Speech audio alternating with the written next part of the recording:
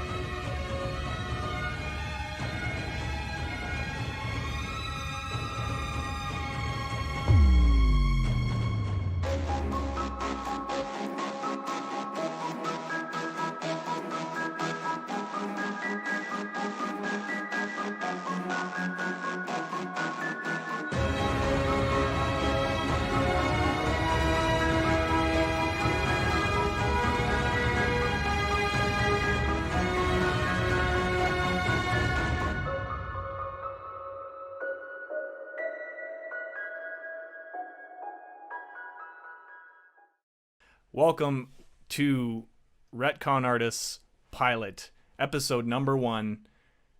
We have a fantastic cast in here with us. Say hello, everybody. Hi. Hi. Oh, I was listening to the stream. Thank you, everybody, for joining us. I want to just introduce myself really quick. I am Goat the GM. We are starting this wonderful, wonderful project with some wonderful, wonderful people. We have, from left to right, we have Alex, also known as Melendrach-Tim. We've got Ruthie, and I'm trying to read the name again here, Bjorn Saksisson. That last name always gets me. And then we've got Paul as Tarvok Ironflask as our main party members. Also in the background, I'm going to pull you up here one by one. We have Icosa Hex. If it does the thing, do the thing. There it is. Welcome. This is Icosa Hex. And then we have Max Anthem as well. Whoop, whoop. Sorry. There we go. And Keep waiting. oh, it's not working. Oh my god. Keep waving. Hold on. We're Wave working faster. on this. Technical difficulties are wonderful. So many. So many. Max, why are you not showing up? Oh He's my God. invisible. Hold on. I got this. Nope, I don't. Well, he's waving. He's trying to wave. I will fix that another time. There he is, waving in the chat. They are our official ambassadors for the Ret-Con-Artists stream. They're going to be in and out with some rulings if they have to. They're going to be in chat with you guys. I am pushing all the buttons, Vlad. I'm trying. This is our first episode. So, guys, just hang in there with us. We're going to get through this. We're going to play some D&D. We're going to have a wonderful time. first and foremost, I want you guys, feel free to swing by the Twitter, which is Ret-Con-Artists TV. It's at Ret-Con-Artists TV on Twitter. Swing by there if you guys ever want any updates, or if you want to try and be a part of the show in very small ways, which we can discuss at the next break. Swing by there. Otherwise, what else do I have on my list here? We're going to be uploading all of this into YouTube and podcasts. So if you can't be here every Tuesday at 9 Central, that is perfectly fine. You can always go by the YouTube channel that we are currently in the works on, and the podcast channels that I want to put out on all the different things like Stitcher, Spotify, you name it, Google Podcasts. That being said, all those updates will come through Twitter when we're not actually online. So another reason to follow the Twitter. Also, that's about it. We have a wiki in the works. We've got Max working on the wiki, and it's going to be just a place if you guys want to catch up on any of the lore, on any of the characters, any little tidbits, and you can help edit it. It's a wiki. That's the whole point. So I think I've covered all the bases. Everybody think otherwise, or we're doing good? I think we're okay. All right. Growing pains.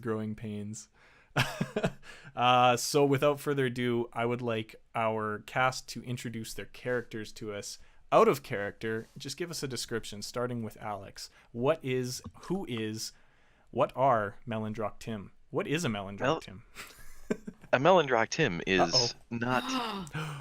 We lost one. We lost one. Uh-oh. How else are we supposed to drink? Melendrach-Tim is not two separate words. He is one word. Mm-hmm. Fluent. Melendrach-Tim.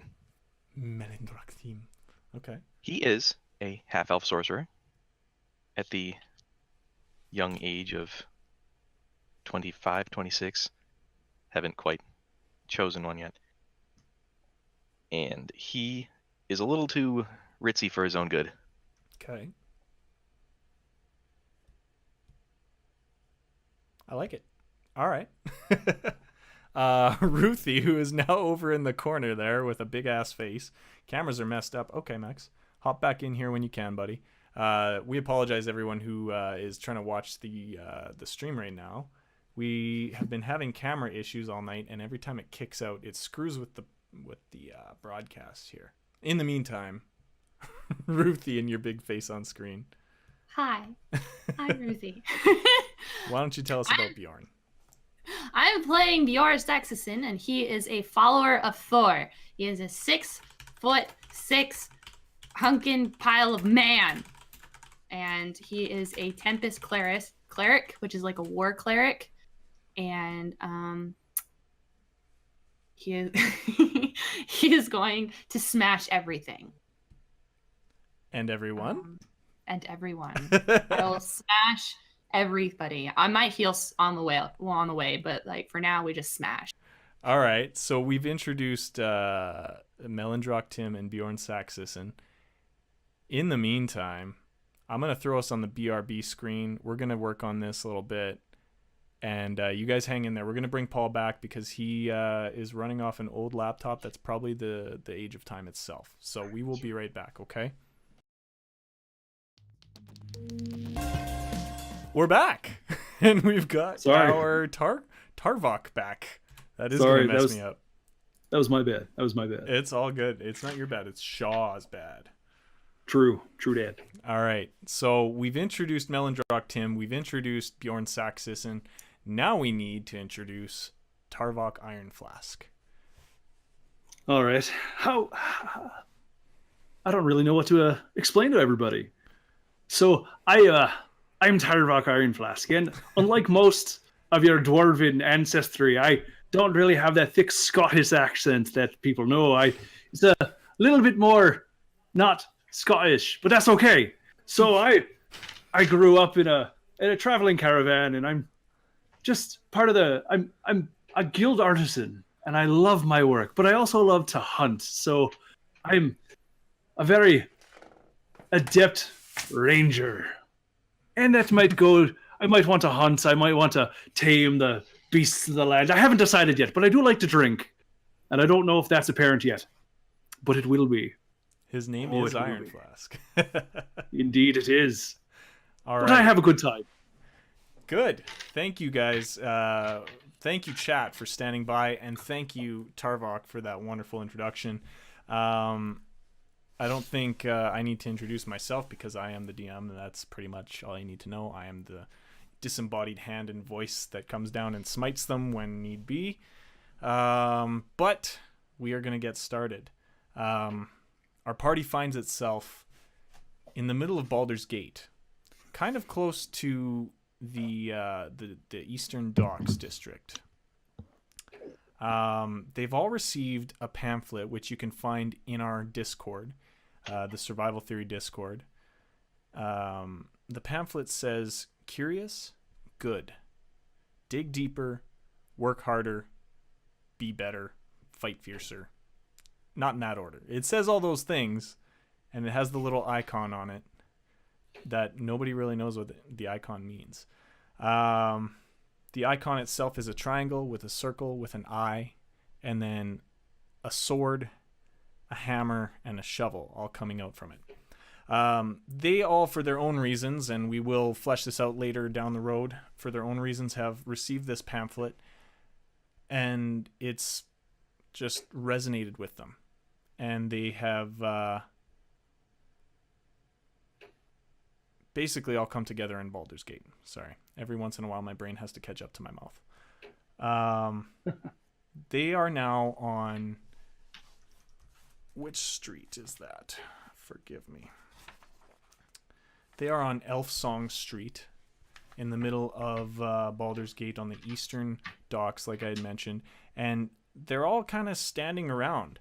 We have the party members themselves standing there. We have a half-orc male druid. From what you can tell, he's got twigs sticking out of his hair, some canvas burlap robes. That's pretty much all you can tell. He's got bags and satchels all around him with flowers poking out of it. Loiterers.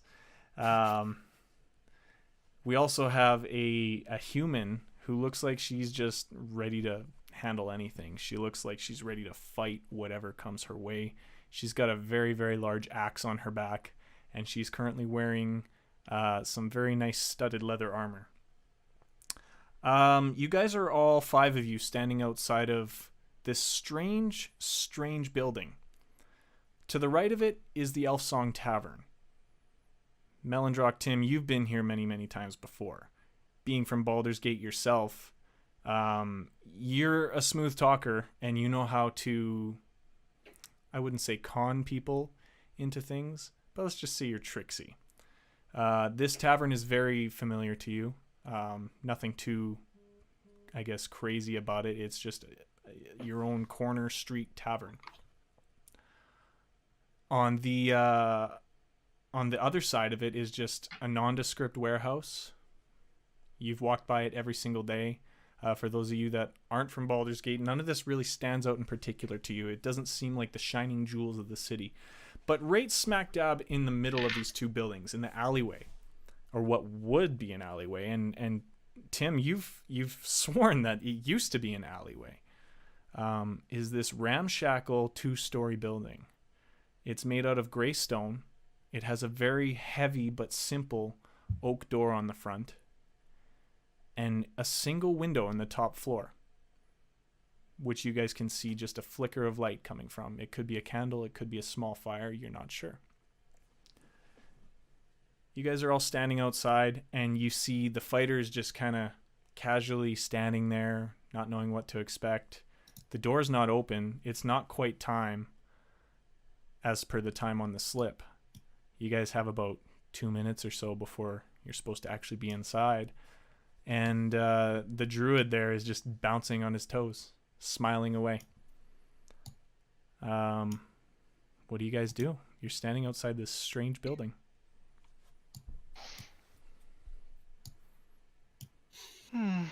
My. I'm assuming you're all here for the same reason I am. I'm just standing around. I don't think I know what you're here for. No, friend. please, don't play that way. We know why we're here. Good beer? Perhaps later. Ah, wonderful. Well, if we're all standing around and we have this very energetic twig man, I'm here because I found this lovely little pamphlet. I don't want to get into the small details of everything, but I'm intrigued.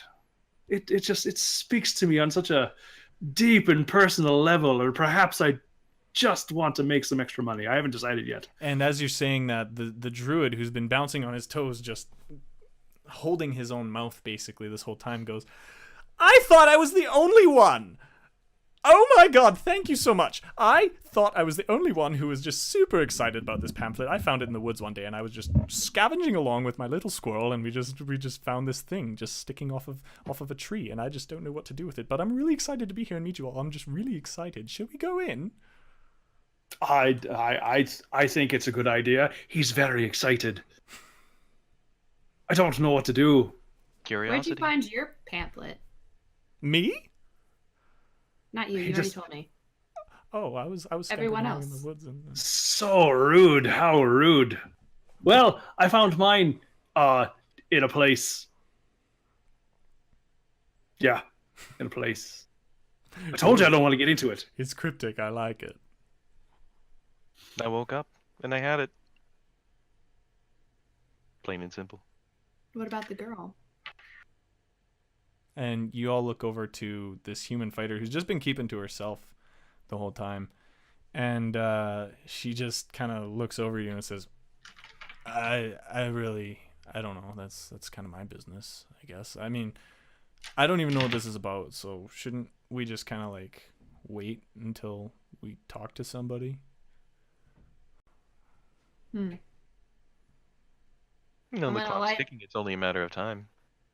Business before pleasure. You can't go wrong with that, though.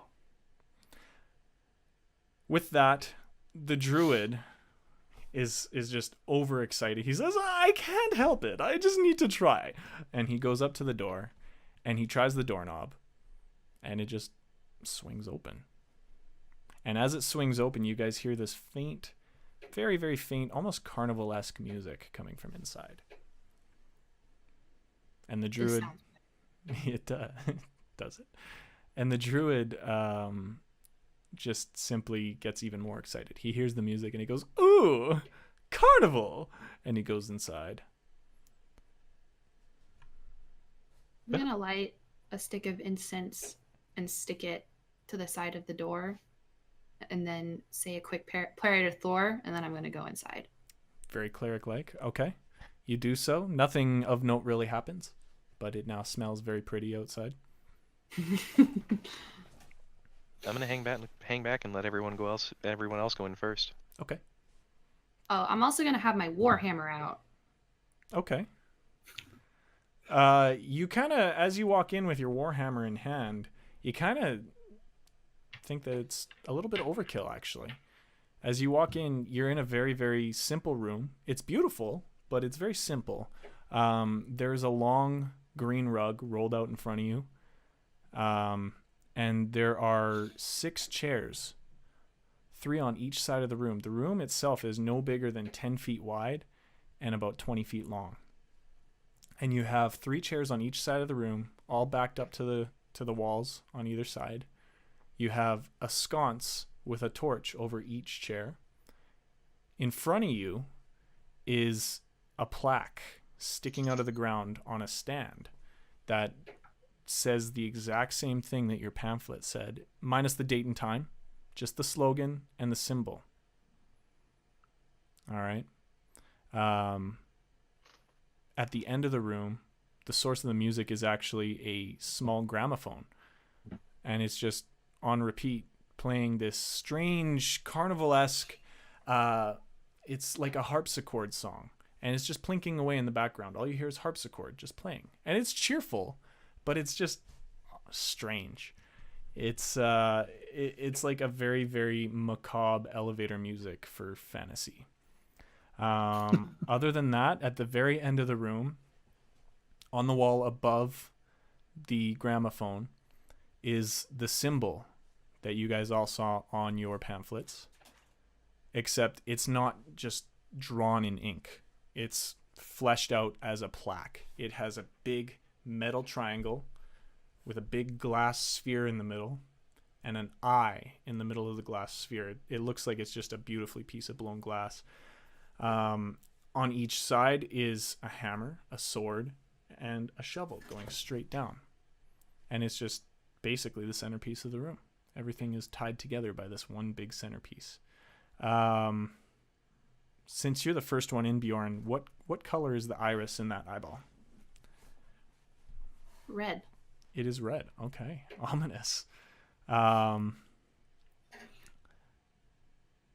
the rest of you going to be walking in? I'll slowly follow through. Yeah. Okay. The rest of you pile in, and you notice at the very bottom of the plaque, it actually says, "Please take a seat." I guess I'm gonna sit. Is there a Okay. couch? I want to sit on the couch. Nope, just 6 chairs in the room. So there's 3 on either side of the room up the wall. Which chair do you want to sit in? I want to sit to the one that's on the corner to where I can see the exit and there's like nothing behind me. Okay, left or right corner? Left sounds cool. Okay. Anyone else? I'm going to sit dead center on the right-hand side. Okay. So after seeing everyone else walk in and sit down, I'm going to walk over, turn off that music box, and take a chair and pull it to one of the heads of the table. There is no table, actually, but where are you going to take the Never chair mind. otherwise? My bad. Well, if it's in a rectangle, Yeah. here. Like at the door or at the gramophone? Back to the door. Okay. All right, so you grab the front left chair, you drag it to the front door, you sit down looking like you're presiding over everything. All right. Also in that order, we have directly to your right, Tim, if you're facing the inside of the room, you have the druid. And then in the back right corner across from Bjorn is the woman fighter. Seemingly to have the same kind of idea of wanting to keep the back to the wall and facing the door. As you guys all take your seats, and Tim walks over and pulls the little needle off of the gramophone, all the music stops. Everybody's just sitting in awkward silence. And the druid just kind of sits there and he's tapping his toes, seemingly to some random music that is still playing in his head. And he just simply goes, well, I mean, since Buzz Killington over here is going to rid us of the Toonskis, I'd like to introduce myself, and we'll go in a circle and we'll say something fun about ourselves. Sound good? And without even waiting for an answer, he says, my name's Lush. I'm actually a druid, can't you tell? I came across my little slip of paper. I'm always seeking fun things to do, people to meet, and I'm just here for fun. What about you, Mr. Buzz Killington? And he points over to Tim on his left. My name is Melendrach-Tim, but you, all of you, may refer to me as Tim. And quite frankly, I don't want to tell you anything fun about me. I will tell you that the twigs sticking out of your head irritate me. And he just kind of like pulls it slowly down and holds on to it in both of his hands. Well, I mean, thank you A for shower playing might along. do you some good. What are showers? Never mind. Anyways, a big lumbering oaf in the corner there. Who are you? Uh-oh. We lost Pal. Go on. Well, my name is Bjorn. I'm a follower of Thor. That's very interesting. And he just says, thank you for playing along. And then he turns over to the female fighter in the room and just kind of gestures with a to towards her, and she just looks at him in disgust. But as she does so, she catches her breath right as she's about to say something, because a strange noise comes across the room. You guys look over onto the wall at the back of the room. And you see that large plaque at the end, the big centerpiece of the room with the eye and the triangle and the various tools. You see it start to rotate. As it rotates, the eye actually stays centered. It doesn't move at all. But as it rotates, it goes completely upside down and then starts to pull away from the wall a bit. The eye sinking deeper and deeper into it. Okay. As that happens, Tim, behind you, you hear a chkunk. And then, without any other notice, from that centerpiece pours a bunch of purple mist and gas. Oh, fantastic. That's always a great time. And it starts billowing downwards into the room and slowly filling up the room. What are you guys going to do?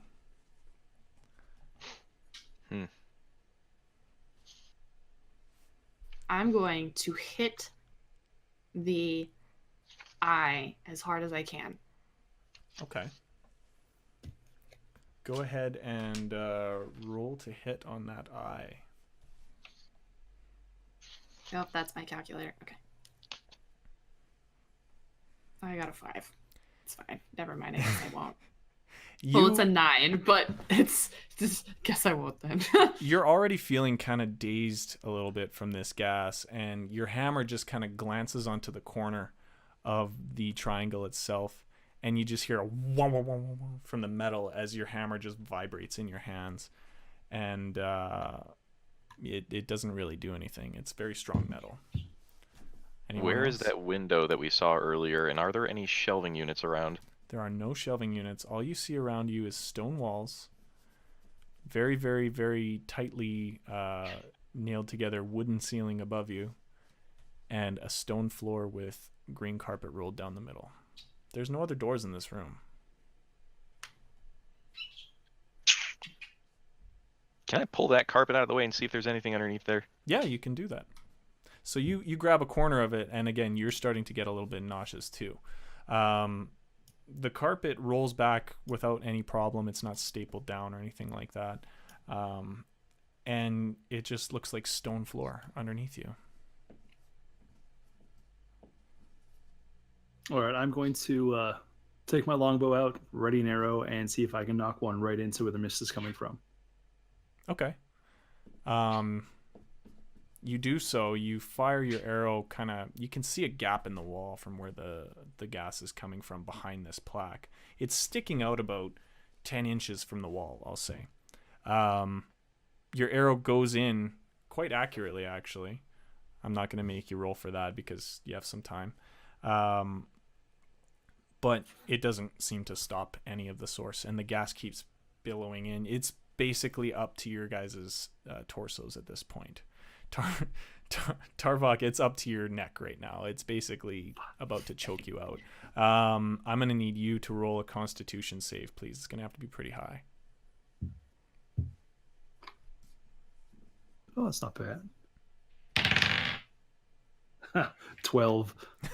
Damn. All right, so you see that this mist is finally coming up to mouth and nose level, and you just start choking on it. It doesn't smell like anything, except it just seems heavy in your throat as you're breathing it. You can't help but cough and gasp, and as you're doing so, you just slowly start to lose consciousness. The last thing you see, Tarvok, is the female fighter. She's just scrambling, pounding at the door. She's trying to get out that door, but it's not opening. You also see Lush, the druid, passed out right next to you with a dopey smile on his face. Terrible. Well, that takes away my plan of just opening the door. Tim, it is now reaching your neck level. I want you to roll a Constitution check, please. That's a 20, right? Yes, sir. Oh, no, don't go that way. Okay, redo.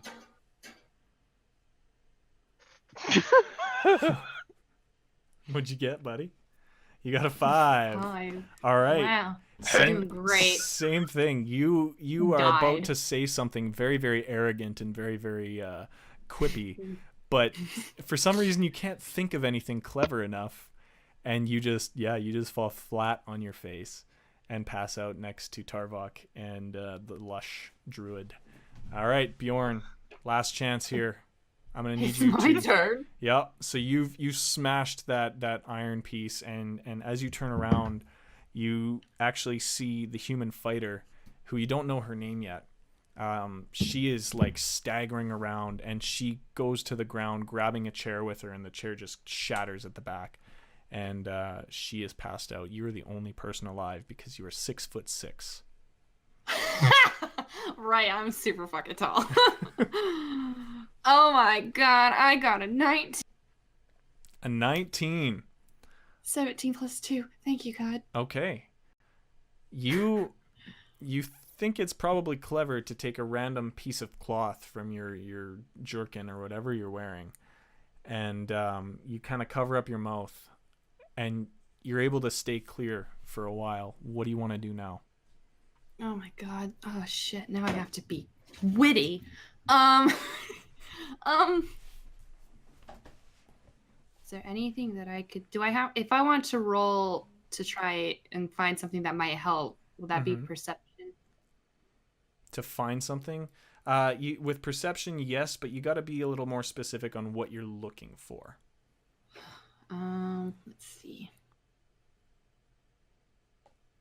Actually, I don't think he would do anything witty. I'm gonna play Mr. Bjorn as much as possible. Okay. I'm going to how close is the girl to the door? She's about like 4 feet away from the door, actually. She was banging on it, turned around, and smashed down to the ground, actually bringing Melendrach-Tim's chair down with her. Okay, so I'm going to go in front of her. Okay. And I'm going to cast Thunder Wave at the door. Okay, so that is a 15 feet radius, correct? Right, but it's in front of me. It's a cone. Is it a cone? Okay. Yeah, it's a cone. Okay, I'm thinking it's a 15 feet cone. Okay. And it pushes things 10 feet away. Do it. All right. Roll to hit on that, please, and then. Oh God. It's gonna have to be pretty high. This door does not seem to be budging. Give me a good number. 30 plus what? What do I put plus for? Wisdom? It's your spellcaster modifier. Probably 16. Wisdom, I believe. 16. Okay. You cast Thunderwave at this door, and it does move. It busts open just a few inches so that you can actually see outside. I'd say it's about 6 inches. It is, but it's filling faster than it's leaving. Oh shit. Can I tackle the door? Yeah, you're starting to lose consciousness right now, but you can do that as like a last ditch effort if you would like. Okay. You know what? You're not quite starting to lose consciousness. I'm gonna retcon that. And I want you to roll Constitution before you do that tackle. Okay. How's a 15? Okay, you're hanging on still. You try and... Come on, Bjorn. Give me a high roll, sir. I got a 20, not a nat 20. 17 plus 3. 17 plus 3. Roll credits, I'm seeing 20. In the chat. Not a nat 20. I wish it was a nat 20. You smash into this door, and you do bounce off of it. You bounce back into the room, and you're just kind of sitting on the edge. Your feet are out of the door, and it swings open. But your feet are dangling. There's no longer any ground outside of this door. And as you look out... fucking great. As you look out, you notice that this whole room that you're in has just been kind of like shifting a little bit. And you're only just now noticing it.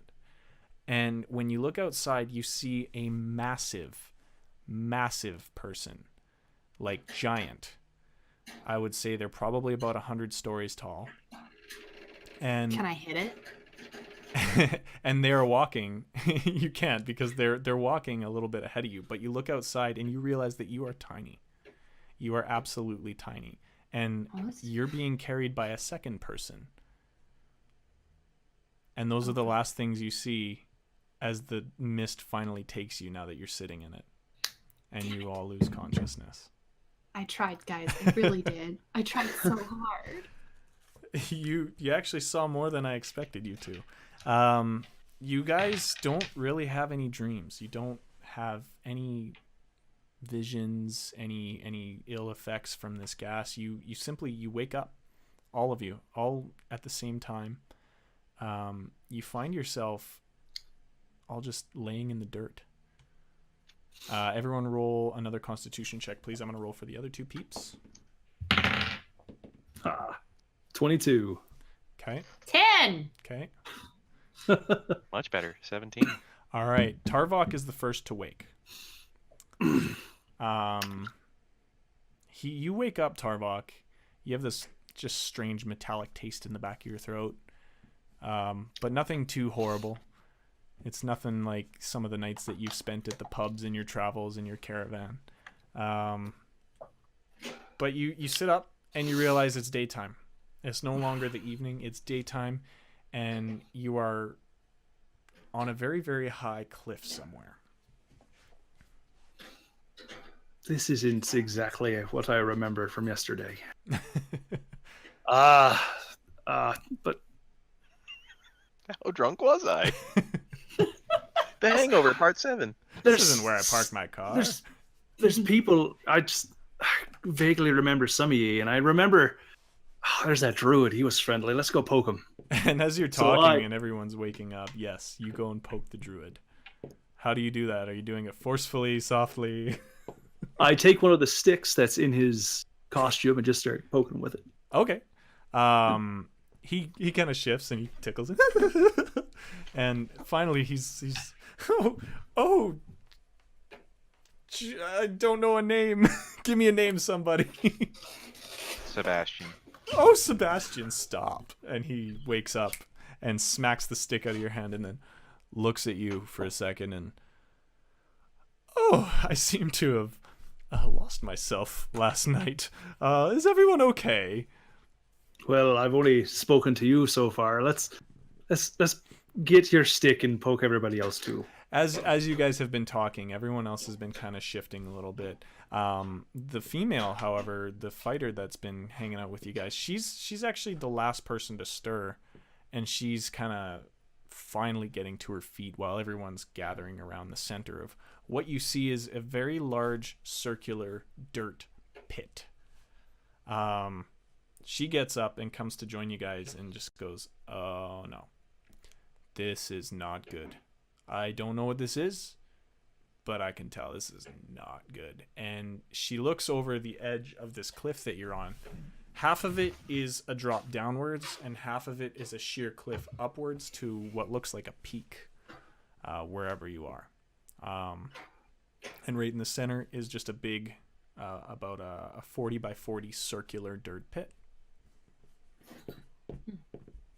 I'm going to quickly inspect everyone to make sure no one's hurt. Okay. I mean, obviously no one's going to be hurt, but you know. Yeah, roll me a medicine check, please. Let's see. 19. 19, okay. You actually very expertly, with a glance, just kind of look over everyone. You can tell they're a little under the weather, but nobody's hurt. Nobody's missing any health or anything like that. Nobody's bleeding. So thankfully, you're all in good shape. Does everybody have all their things? No one's missing anything? I think everything's here. I don't think we were robbed. Just don't know what's going on. Yep. A strange thum happens. You don't know where it's coming from. It sounds like it's almost above you.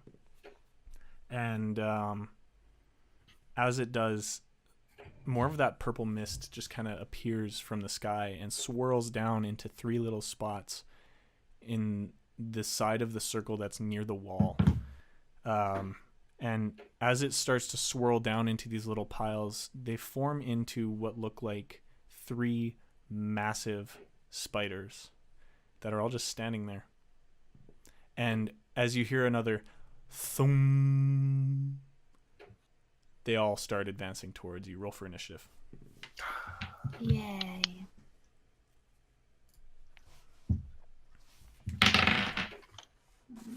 $12. Okay. Also 12. Okay. 5. 5. Okay. All right. I'm gonna need Tarvok and Melendrach-Tim. Please roll again. 4. Okay. Also 4? Oh my God. Oh my Let's Are do you it. guys? Let's are you go. guys- Are you adding your? Battle to the death. Are you adding your dexterity to these rolls as well? I am. I just rolled a 1, but it was, Oh, okay. Do me one more, please. plus 3. The duel of the dice right here. 11. All right. 9. Okay. Okay. So we're gonna have Tarvok. We're gonna have Tim. We're gonna have 3 massive spiders, Great. and then we're gonna have Bjorn. All right. You guys are not surprised. You saw this coming. Oh, I should probably roll initiative for the druid as well. Hey, DM And the things. girl. Yeah, I meant to say that, but yeah. All right. So Lush is at the top of the initiative, and then she is going to be after Tim. All right.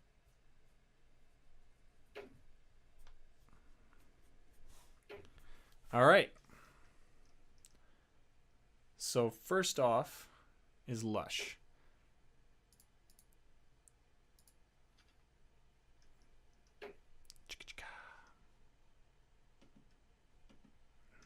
Sorry here. I'm just pulling open his stats. Boop. There we go. All right.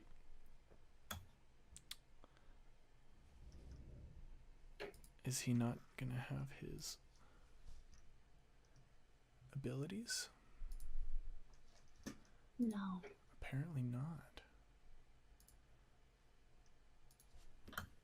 He's actually going to reposition. He's going to go towards the cliffside. And he's a little bit flustered right now, so he's actually just going to ready an attack over by the cliffside for his turn. Tarvok, you are up. I want to look around and see just how what the terrain is like inside this little pit where the spiders are climbing up. Okay. So I'll give you a perception roll. And it's not very good, is it? No. Shit. Perception is wisdom, right? No, it's not. Yes, It is, yeah. I can word. Yeah. I already rolled a 12. Okay. And you're looking at where all the spiders are standing, you said? I am. I want to see if any of their footing is, if it seems weakened. Okay. They're actually in the pit, basically against the wall. I don't know if I described that good enough, but yeah, they are in that pit, and they are basically just standing on solid ground, so their footing is fine. All right, well, then I'll simply ready an arrow. Okay. All right. Next up is Tim.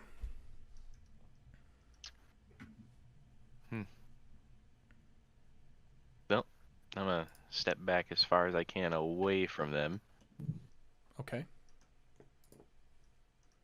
and just get the old quarterstaff ready. Okay. Everyone's readying. Next up is our female fighter.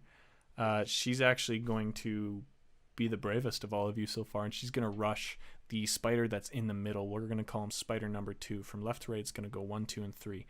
Spider number 2 is under attack by the female fighter, who you still do not know her name. I'm sitting here trying not to say her name. And she is going to roll to hit.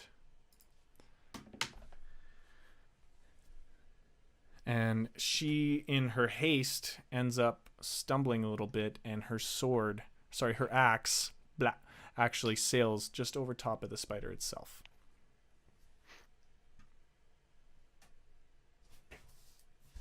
All right. Spider's about to mess her up. Yep. Spider number 1, which is about 5 feet to her left, is now going to take a shot at her.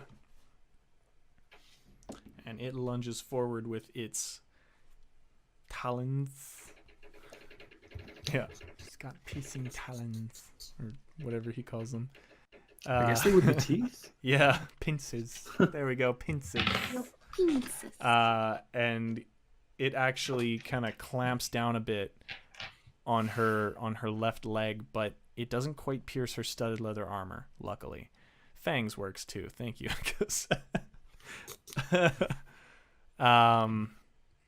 So that one is done. Number 2 is also right within striking distance of her, and it's gonna lunge at the same time as the first one. It misses as she kind of is pushed back by the first attack that she took. Number 3 is also going to go for an attack, and its fangs also just kind of bounce off of her armor, luckily. Just so you guys know, these spiders are still very much made out of that purple fog that you guys have seen before, but it seems more solid now. So they're just basically solid purple forms. All right. Neat. Bjorn, your turn. I'm going to run as fast as my hulking man legs will take me, Okay. and I'm going to scream for the glory of Thor using thaumaturgy to make my voice roar. Okay. And I'm going to attack the nearest fucking spider next to me. All right. Hulking man legs carry you over to the nearest spider. I'm going to say you're on the right side, so you're near spider number 3. Go ahead and roll to attack, please.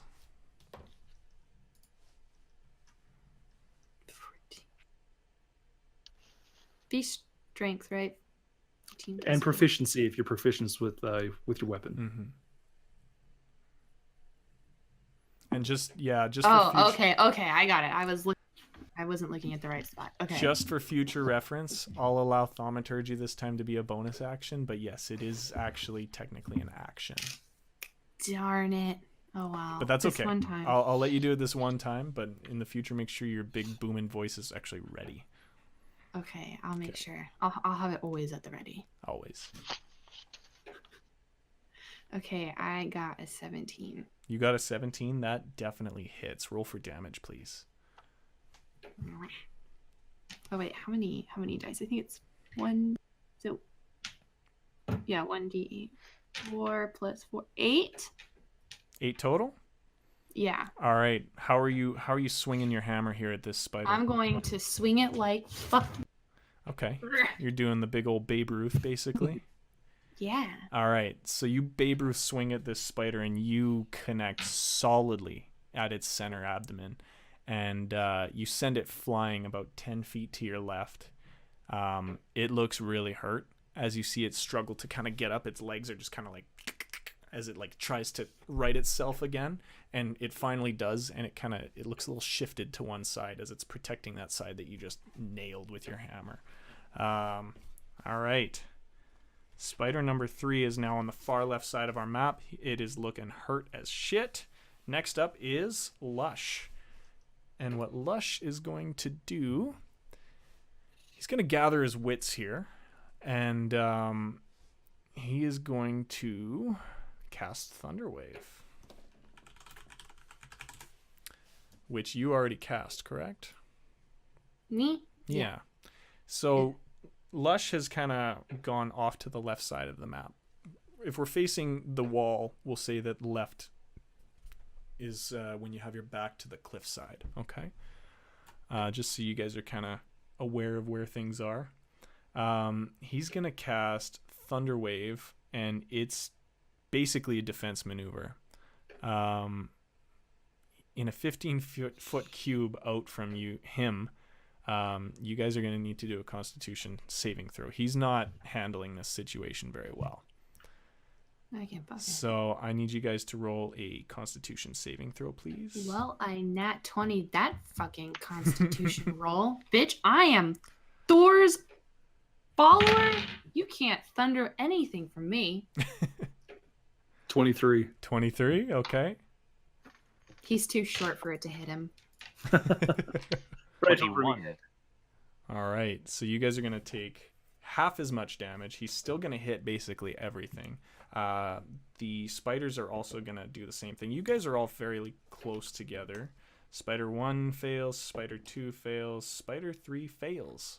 Holy shit. All right, Lush, good job.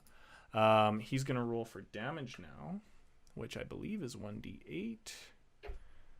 I don't know. I've never done Thunderwave at an actual, like, being. I've only done it at doors. 2d8, sorry. Thunderwave is 2d8, and he is... Wisdom is +2. So 6, 8. So the people who saved take 4 damage. And then the spiders will each take 8 damage. As his Thunderwave emanates out from his body, Spider number 3, that's already been hit by Bjorn's hammer, just basically explodes into a bunch of little bits. And those bits turn into a fine mist as they just float back out into the air. And you can see as they float upwards, they kind of form a cloud above you guys.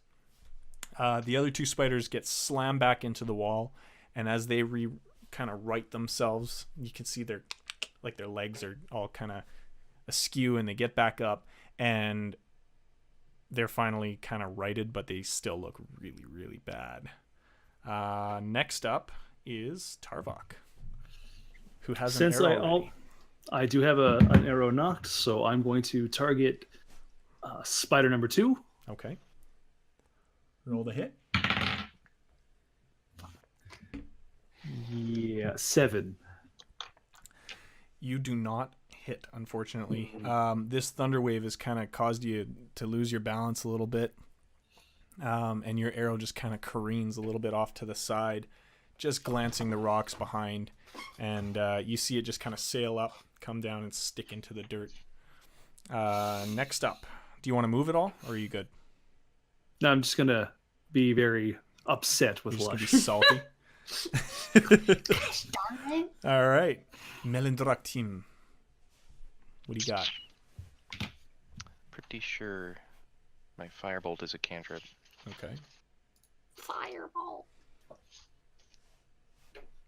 Which one's looking the weakest right now? They both look equally weak. Alright. I'm gonna reach my hand into my coat pocket and cast firebolt at one of them. All right. So as you reach your hand into your coat pocket for reasons unknown to everybody else, you send a firebolt. Tell me exactly what that does, please. Description. Okay, where'd it go?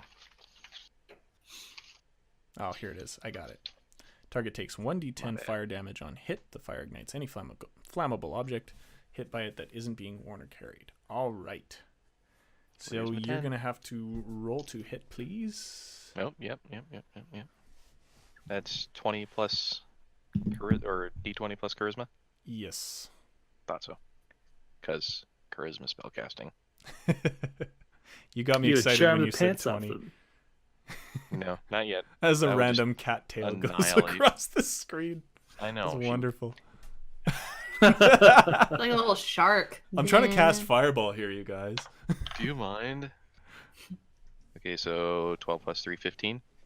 Okay, that hits. Roll for damage, please. 1d10 plus your charisma. Where are you?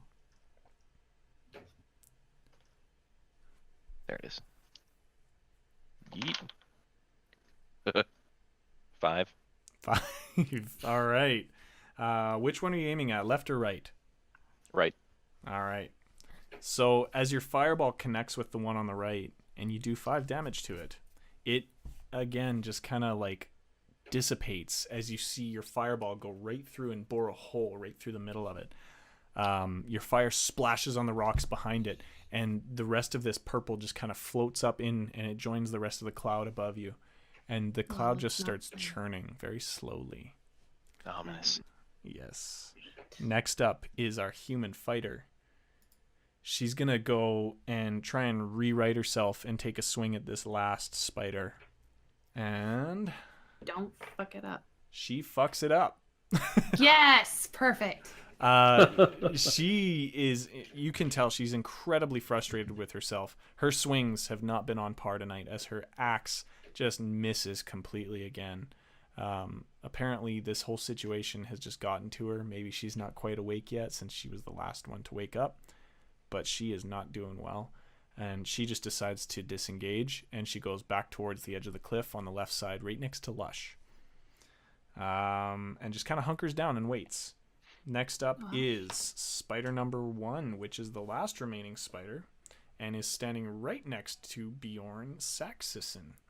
It's going to take a lunge with its talons or its fangs or whatever you want to call them. Spider better get a better than 18. The spider rolled an 18. Oh, fuck you too. It rolled a 15 plus 3 to attack. 1d6. Dice. I have way too many dice. Spider does 7 piercing damage. Cool. I'm dead. Actually? Yeah, because I had 10 hit points. Your stupid druid hit me for 2. Oh, wait, hold on. I can't math. 8. I have 1 hit point left. All right, you're not doing too well. Okay, never mind. I was about to be like, I'm so frustrated. I've been hitting and killing everybody, and you guys just give me death. You've been worried. I have 1 hit point left. Yeah, you've been worried this entire time, all of you in the backs of your minds, that are these spiders poisonous? But they seem to be made out of whatever this mist is, so they actually don't have any venom. Thank fuck, because you actually would have been dead. So you are sitting at 1. It basically like jumps on top of you. We'll say it's just knocking you down. Its fangs are just buried into your chest piece, and you are not doing well. What else? So next up we have, it's your turn. You're gonna have to try and knock this thing off of you, or do something. What do you want to do? I'm gonna try and get off Okay. me. I can do 2 spells. Can I do the same spell? You can, but how So many if I spell wanna- slots do you have left? I have 1 more. I Do you have have 2 any spell slots. cantrips? I have Mending and Spare the Dying Okay. and Thaumaturgy. All right. So I could scream at him again. You could. It's not really going to do much if it fails. At the same time, you could try and just wrestle this thing off of you if you want. I don't know if you want to use your spell slot. You're more than welcome to. But there are options that are more physical and less magical if you would like. Okay, I'm going to smack him with my hammer. You're going to smack him with your hammer. All right. For the purposes of this, I'm going to say your hammer is in your right hand, and because you're flat on your back on the ground with this thing on top of you. So you're going to be one-handing this thing. So you're going to have to roll pretty good. But you Okay, can, well, you I can rolled try. a 19 You rolled well enough. Roll for damage, 13 please. plus 6. Yeah, roll for damage, Damage. please. Okay. 5 plus 4, 9. 9. Okay. Mhm. You swing your hammer over and down on top of the head of this thing, and its 8 eyeballs that are just basically purple orbs inset in more purple, and they all just smush into you as you hammer the face of this thing flat, and it immediately dissipates, and what's left are 2 holes in your chest that are bleeding but fixable, hopefully, and the mist goes up and it joins the clouds above you, and it starts to churn again. All right, so you guys are successfully no longer surrounded by spiders. What do you want to do? You're all just kind of sitting there. The female just kind of sits there and goes, you guys, I'm really sorry. I don't know what's wrong with me, but that mist shit messed me up. I'm really sorry. It's fine. It doesn't matter. Just get ready for whatever wave comes next, because I think this is going to be an arena base, and I don't know how much I have left in me. Okay. Can you get my arrow? I mean, you're down there. Walking. Well, as I walk towards, I can grab his arrow and give it to him. Sure. It'd be really nice. I mean, it's still good. I don't want to lose it. Priorities are in effect. All right. So on that note, Tim's just not gonna say a word. He's gonna cast a firebolt at that fucking cloud. okay. All right. Go ahead and roll to hit, please. Okay. It is a cloud, so I don't know what if I exactly is going miss. to happen here. Yeah. I don't either. It worked on the spiders, okay. Okay.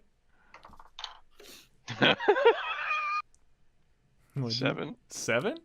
It's enough. It is a massive cloud above you, and unless you were basically aiming at your own face or the ground, you're going to hit it. So you fire a firebolt, cantrip style, right up into the middle of this cloud, and you see your firebolt kind of through it and continue on up into the sky until you just see it wink out of existence. And this cloud just starts undulating, and you can see it just shifting and just pulsing. And then 3 more streams of mist come down in front of you guys against that same wall. And from it are 3 what looks to be elven shapes, all with scimitars drawn, ready to go. And with that, we're going to go for a short break. We're going to take 10 minutes. You guys use the bathroom, get some water. We will be right back, and we will still be initiative when we come back. Be right back. You can catch the Ret-Con-Artists live every Tuesday at 9 p.m. Central at twitch.tv/GoatGM. Or, if you're always on the go, or just like to listen instead of watch, feel free to go to castbox.com and search Ret-Con-Artists for all your podcast needs. We will be uploading versions to Spotify and iTunes as soon as we can, so keep your eyes open there as well. If you still prefer to watch, but missed an episode, feel free to search Ret-Con-Artists on YouTube, where we will post every single episode in its raw form from the Twitch channel. Maybe minus a couple of breaks and commercials, of course.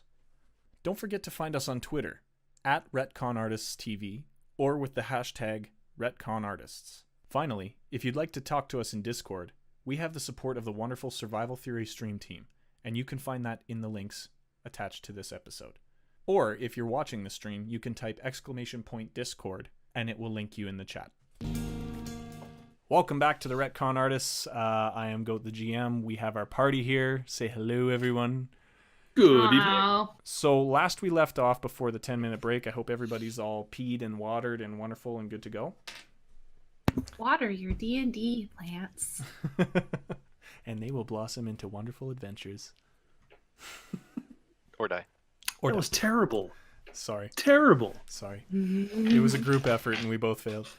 Get in the next room. Go get him. Yeah. Oh, that's true. Hold on a Sick 'em. second. Go sick 'em. All right, hold on. Oh, God. So he is going to come hit me, apparently. Sick 'em, boys. So I'm going to try and attempt to... Beautiful. Roll for it. I just got Tarvoked. All right, so last time we left off before the break, we were all in a cliffside arena of sorts, Yeah. a big-ass ring of dirt.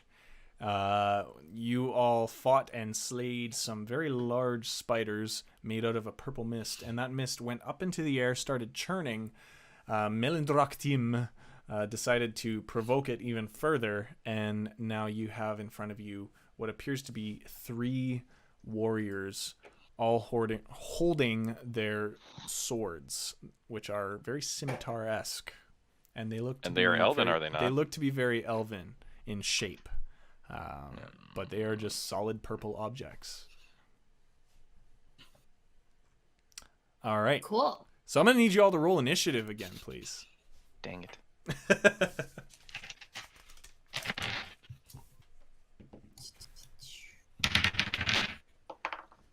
Twelve. 12. 19. Okay. 18. All right. Ha ha ha. Sorry. And then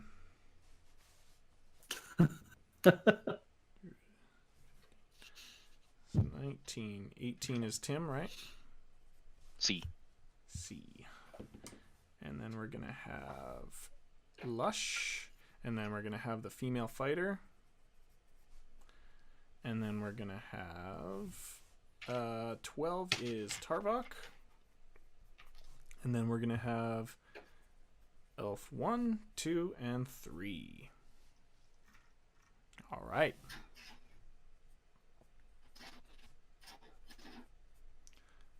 Just to get a little bit of a bearing on where we are, what's everybody's hit points at this point, please?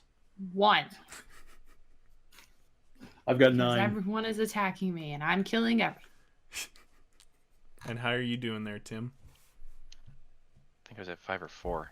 I didn't write it down. All right. So, Gonna say 4. first up in the order is Bjorn. What do you have under your sleeve there, Bjorn? Okay, so I'm going to go because so the one in like the back is the druid, right? Yes, he's to the back left. On his immediate right is the female fighter. You're basically still up near the fray of these 3 elf figures, and then the other 2 are So just kind of glad I'm off to first. the left behind you. Okay. Or no, you retreated, didn't you? Yeah, I gave You him did. his I'm arrow. sorry. I'm sorry. You did retreat. So you're back with the group now. The 3 of you are just slightly in front of. We're gonna say about 4 or 5 feet in front of the other 2. Okay, I'm going to go and protect the druid because I might die, but I don't want him to die because he's a spellcaster Okay. that I think is fucking jittery and stupid. Okay. And I'm going to tell the girl that she has to pick herself up Yeah. and try to protect us for me. Okay. How do you say that then?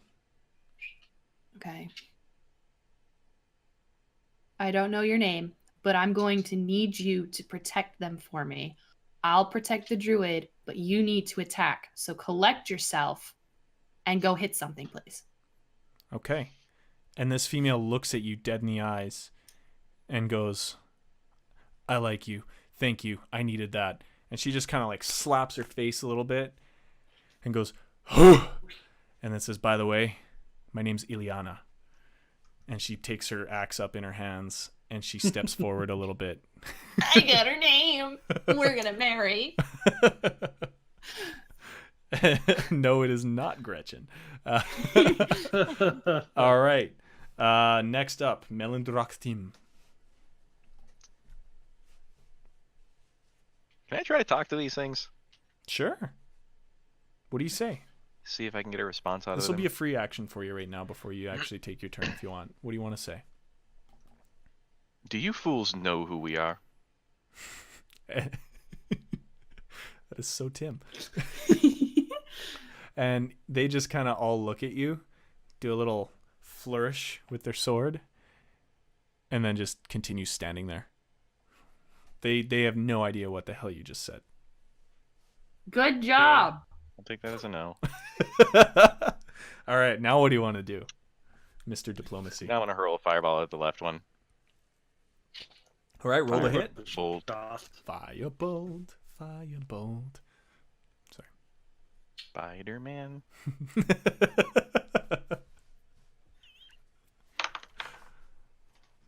Oh. What you got there, homie? 22. That, was it a nat 20 or was it like plus your... No, Okay. I plus was going to 3. say, damn, you guys need to tell me when you have your crits too because that'll be fun. Plus 3. All right. You definitely hit. So you hit number 1 elf with your firebolt. I want you to roll damage. Yep. Yeet. With a Ooh, yeet. ooh, that's a 10. That's a Wait. 10 plus? No. Plus 3. Plus That's a 3. 13. Your firebolt Nice. just smokes it smack dab square in the chest, and it just goes flying backwards, hits the wall, slides down, and it is dazed. It does not look healthy. It's just sitting against this wall trying to collect itself. Very good shot. That was not a yeet, that was a Kobe. All right, next up we have Lush, who I believe got a little bit of a pep talk, or did he not hear anything from anybody? I'll give him. I can give him a pep talk. Sure, if you want, just tell him something real quick, see if it'll help him out. Okay, I need your spells to hit true, and I need you to do it fast. Okay. And he You've just kinda- got this, I promise. He shakes his head a little bit, and he decides he wants to cast Entangle, and I want my resident ambassador, Max Anthem. Can you just let us know, what does Entangle entail? What does it entangle? What does it entangle, and is it made of tails? Yeah. No, let me, just- take a look. Sure. I just imagine a whole bunch of tails just. QB. Hashtag All right, anti- so what you have here is a classic action with a range of 90 feet. And what it's going to do, plants are going to grab and entwine and fill a 20-foot square Okay. with a point of origin that the caster will choose. That area will become difficult terrain, and when the spell ends, all of the plants will wilt away. Okay. And how long can that spell hold? It's going to be concentration up to 1 minute. All right. And I believe the saving throw will be Constitution, you said? That is correct. All right. Sounds good. So they're going to have to roll to resist. Oh no, that. I'm sorry to interrupt. It is a strength save It is a or strength be save. restrained. Okay. And it doesn't do any damage, correct? That is correct. All right. So these elves of sorts are gonna have to roll against this, and I believe his spell casting is Wisdom for a druid. First one, second one. The first and second one actually do get out of these vines. They kind of take a step off to the right and towards you guys, and they're now on the far right side center of this ring that you're standing in. The third one that's resting against the wall, all damaged up, he is presently grappled by these vines sitting against the wall. He's not looking too good. All right. Next up is Ilyana. And she is going to take a swing. She's going to charge forward, take a swing at the one that's currently in the vines, just to finish him off, hopefully. Should he have disadvantage because he's tangled, or is that... He doesn't have to resist that. She just basically has to roll to hit, Oh. but it's not going to be Okay. a very tricky one, if that makes sense, because he's not moving. So she does hit. And what is her damage? There we go. And she basically cleaves his head clean off, as well as some of those vines that are wrapped around him. And as his head tumbles down, it doesn't quite hit the ground. It just dissipates again into the mist, and it floats up into the sky one more time, and it just forms that small cloud that is now starting to form above you again. Next up, we have Tarvok. So since I was handed my arrow that I let loose before, is it ready already, or am I just going to ready my arrow again? It is not ready. Now that I'm going to step back 10 feet Okay. and ready my arrow. All right, so you are basically, in order to step back 10 feet, you kind of had to circle around more towards the center of the circle. Okay. So you're basically near the edge at the center, just on the left side of the circle. Okay? Okay. All right. After that, we have one of the two remaining elves on the right side of the circle is going to raise its sword, and not even in anger, just very monotonously raise its sword like it was built to do this. Sorry, hiccup. And it's going to charge you, Tarvok. And what's your AC? 14. It completely misses. It for some reason, as you were moving into position, it swings its scimitar over your head. Sorry. All right. Next up is the second elf, and it's gonna rush towards Ileana, towards those vines again, and it's gonna take its weapon and start hacking towards her and the vines. And it actually hits her in the back as she's standing there, and does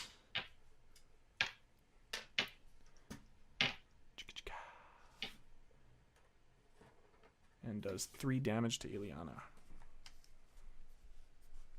She can take it. Oh, yeah, okay. All right.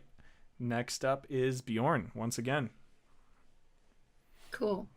Can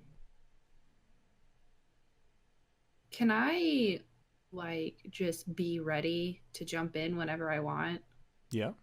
So you can reserve an action and wait throughout the initiative, and then when you're ready to do something, you can just jump in and do that. But that's your new spot in the initiative.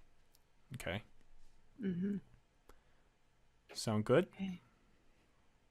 All right. So you're just waiting. Because I'm not gonna do anything. I'm protecting him, staying back so I don't die. Okay. So you are reserving. Barking at people, being like, "You're doing great. All right. Thumbs up." But by the time we get back to your spot in the initiative, you don't get a double attack or anything like that. It's just where that's it's fine. at. That's cool. That's basically the essential of waiting too long. All right. Next up, Melendrach-Tim. Well, one left. Well, no, there's 2 left. Yep. So there's one by Bjorn, and then there's one by Tarvok at the back right side. All right. Gonna hit him with another firebolt cantrip there, but the one closest to Bjorn. Okay. All right, roll to hit. If I can find there it is. Super Mario Bro over here. Firebolt. 5. 5 does not hit. Your firebolt, for some reason, it just kind of like sputters out before it even reaches them. You did not do well in casting this You spell. rolled so bad you killed your teammate. I was about to be like, no. "I'm ready." No, maybe if there was a 1, that might have been an option. Like, But no, God damn it, you roasted me. Your fireball just basically does nothing. It fizzles out because you must not have put your hand in your pocket or something. You just were I not knew I was focused. forgetting something. And it fizzles out before it ever reaches anything. Next up is Lush, and he is holding that spell, but he has his quarterstaff, and he's going to get brave. He's going to rush over to Tarvok's aid. Quarterstaff, he's going to swing at this thing right next to Tarvok, and he's going to smoke it right on top of its head for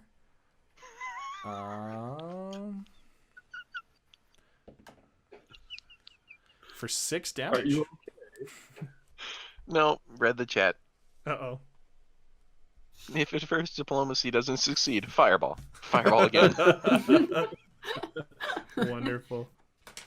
So he does 6 damage to this purple elf right next to Tarvok, and his staff kind of bounces off of it and vibrates in his hands, and he goes, "Oh yeah, that was awesome!" And he just kind of stands there in shock of what he just did. All right. Next up is Ileana. She's going to turn and retaliate against this elf that had attacked her. She's going to swing with all her might, and her axe strikes true. And she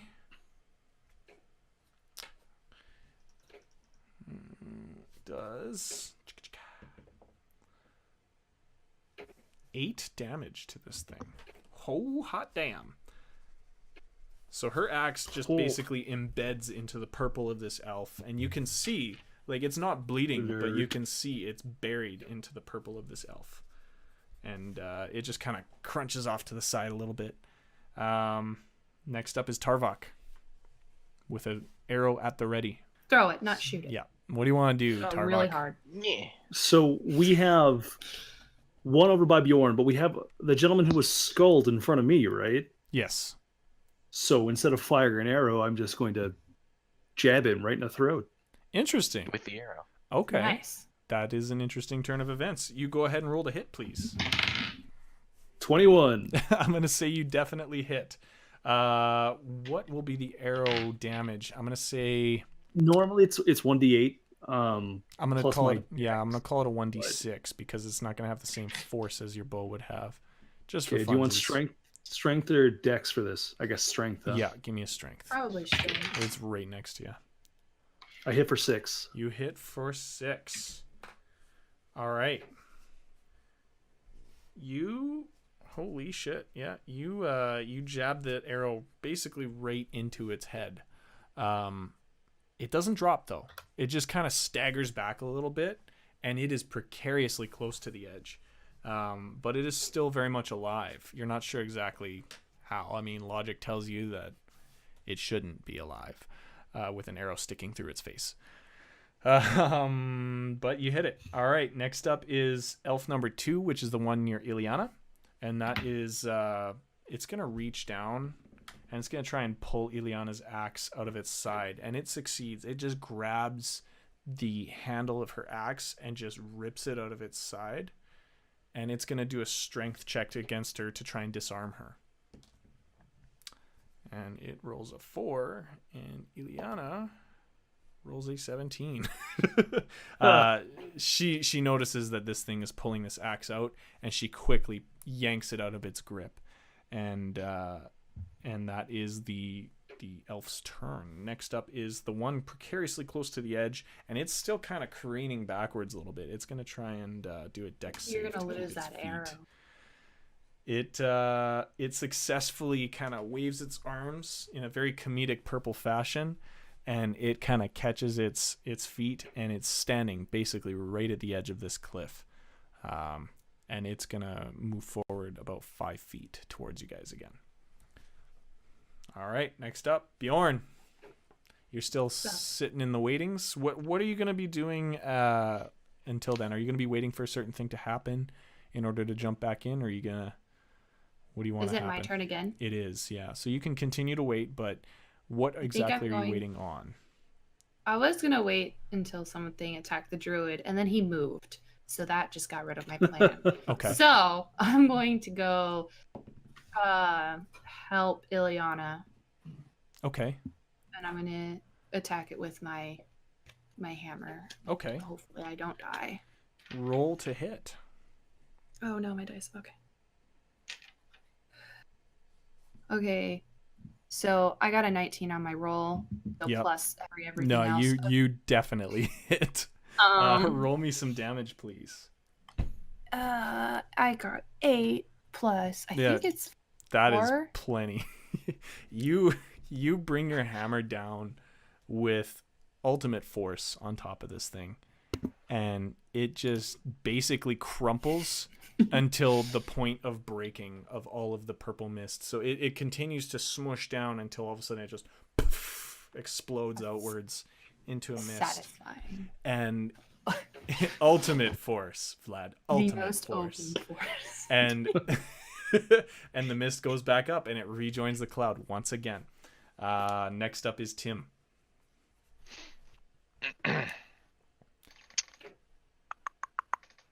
Well, which one's closest to me right now? Basically None of them, I none of think. them. Yeah, you're them, kind of okay. off to the side. There's the one Distance. remaining, and that is at the edge, at the back of Yeah. the circle, like at the bottom of our fictional map. So if you could like perhaps hit him with a fireball, you might be able to knock him off the edge. Says the metagamer. Ayo! But what if I hit him with a fireball? Ah, that's a good idea, Tim. Gonna shoot a fireball at him. All right, go ahead, roll the hit. When in doubt, fireball. Nope. Oh. So that was a 1 + 3. You rolled a Oh, nat no. one. Our first crit of the game, Crit. And it's a fail. and it's a fucking 1. Oh no! It just blows up in his face. All right. I love it. I love it. I love it. So, all right, Tim, I'm going to describe this for you. You say the words and you do the motion with your hand for a fireball. And nothing happens. It's almost as bad as the last time when it just fizzled out, but it's worse, as a matter of fact. And as you're figuring out what the hell happened, you're like, oh, and you absent-mindedly fondle something in your pocket, and your hand just explodes in flame in your face. Nice. Go ahead and roll damage, please. Oh Oh, no! no. Kill myself right now. Oh no! Oh wait, that's not a 10. I wish that was the one I had to roll. I What's will your come and modifier? Save you. It's like +4, isn't it? Do I know? Your That's modifier. +3. Oh. Yay! Please Please be a vote. 1. Oh, yeah. Oh, I What'd bet you that roll, was buddy? maximum damage. that was a 7 plus Oof. 3. Oh. All right. I just toasted myself. Dude, You did. that would have killed my character. You in one did. hit. You fry yourself in the face, and you are now laying there, nearly faceless. Like your face is basically melted off, and you're just lying there in the dirt. And your party looks at you, and they just Nice. go, First session, and he's "Oh dead. shit." Can I just spare the dying? Gonna even help with this? So No. okay, what is your maximum hit points, please, Tim? 6? 6? Okay. Ooh. Sure. All right. You basically went past your max hit points in the negative, Just eviscerated. and Turns to ash. you are a corpse, my Fallout friend. style. You are a corpse. You're dead. You are laying there. Just keep your initiative for now. Next up. Ash pile. What are you gonna do? I think I'm going to flutter to the left a little bit, just a little. Was there a breeze? I might be leaving. We're gonna use him to choke our enemies. Yeah, never look a gift spell hand in the mouth. Oh goodness. That wasn't my dominant hand. Yeah. Well, all right. So here's what I'm gonna do. I'm gonna let you roll your death saves anyways. All you see right now basically is blackness. So on your next turn, you're gonna have to roll me some death save. Okay. Nice. All right. Each turn, you're gonna have to roll a total of either 3 fails or 3 wins, whichever comes first. And a win is 10 or above. A fail is 9 or below. Okay. So God. if you win 3 times before you fail 3 times, then yeah, Magic you, face you restoration. stabilize and you get 1 health point. So doesn't mean But you you're are going to be in agony. gonna be wrecked. All right. Next up is Lush, who, in the glory of his last attack that he didn't even notice Tim's charred face behind him. He just and- boinked him in yeah. the face. And he's gonna try and actually smack this elf 5 feet backwards. He's gonna just basically give it a big 2-handed push with his quarterstaff. And he rolls an 18 plus 2. Damn. All right, so he rolls a 20. And he's gonna roll for damage. 1d6. All right. And he does 3 damage. He shoves this elf backwards, knocking it straight in the face with his quarterstaff, and it just like collapses backwards, and you see its body hit the edge of the cliff and just slide downwards. And you don't really hear much of a noise, but all of a sudden you just see the mist coming back up from beyond the edge and rejoining that cloud. All right. So you guys are all standing here out of combat now. Lush And goes, one of us is dead. Lush goes, oh my god, I did it, you guys! And he turns and he sees Tim laying there with nothing left of his face. And his face just drops. And he goes, Buzzkill? I liked Buzzkill. Is he okay? Should we help him? And he just kind of rushes over to Tim's side. Can I use Spare the Dying on him? With him and his brain mush? I can try, right? I It's think just a cantrip. we have Ikosa Hex up next. What does Spare the Dying do, please? Give me 1 sec. Sure. I'm pretty sure I knew what that's already, but you basically just touch a living creature that has 0 hit points or less. Yeah. And that creature becomes stable. Yeah, I'm not going to give him a health point. Yeah. I'm just going to stabilize him. Okay. Which technically does bring him to 1 health point, I believe. Well, he's just... No? He just no longer has death saving throws. Okay. All right. That's basically the only effect. All right, and he's still unconscious. Okay. Yeah. All right. Yeah, you go ahead and cast that. What does it look like when you cast that? Okay, so I put my hands together like this, and I say through the blessing of Thor, and I put my hands on his face because, what's left of it, and I say, Thor, can you please bring this back from the land of the dead and into the living? Okay. And then my hands are gonna glow because that sounds cool. All right. With a beautiful, beautiful, almost like an electric blue glow, your hands kind of pulsate this light over his face, and you can see the flesh is almost uncharring a little bit, and it's reconstructing itself, but it's still very, very scarred up. He basically looks like he has a big scab all over his face. He does start breathing again, though. And you just kind of, you have a, exactly.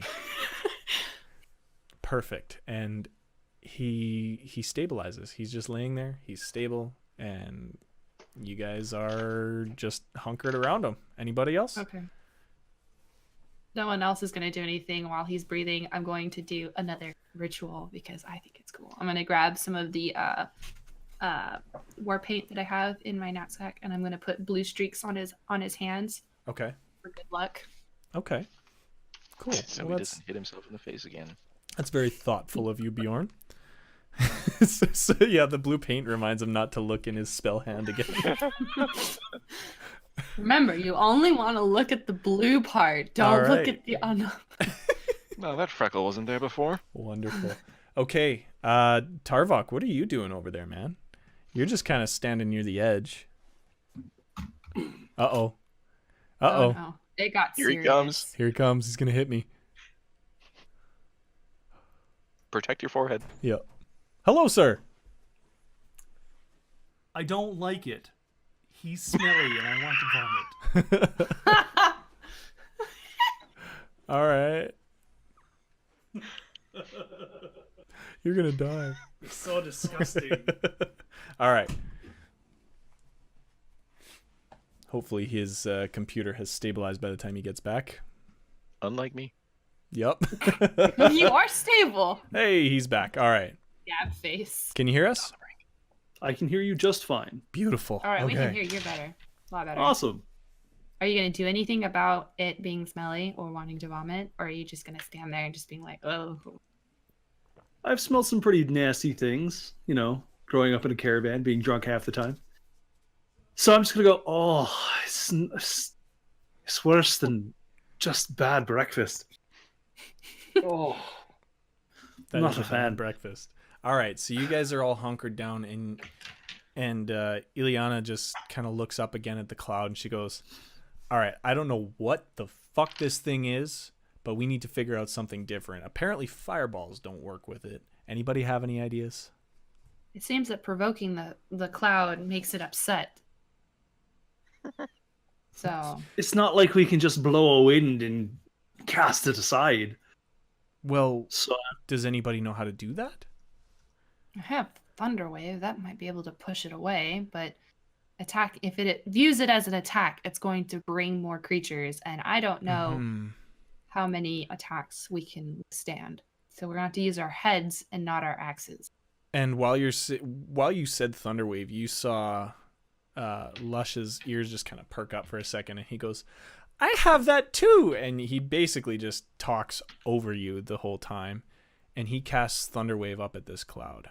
Oh, fucking Christ. Can I smack him? I'm gonna smack him. Sure. I don't care if I'm All right. I'm fucking smacking Go him. ahead and smack him. Dude. I don't think you should smack him. I think maybe you should do the 17 same plus thing. whatever. I think he might have an idea. Robot. Go ahead. Uh-oh. The smack does actually connect. But it's not in time. It's not to hurt him. No. It's just like, what the fuck, man? No, the smack does hit him, but it's not in time as his Thunderwave boom, goes straight up towards the cloud. And he just kind of takes the smack in the face and looks over at you like, what? Like, I'm sorry. I didn't tell you to cast it. Well, I got excited. I've been doing so well. I'm sorry. And as he says that, you see the cloud actually just get shoved further up into the sky and spread out into this big, big purple mass. And the entire mass converges back down in various streams into one point in the very center of this arena that you are in. Oh, great.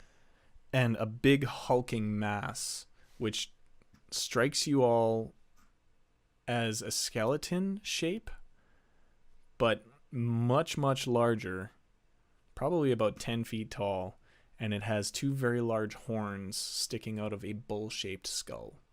And it is From software?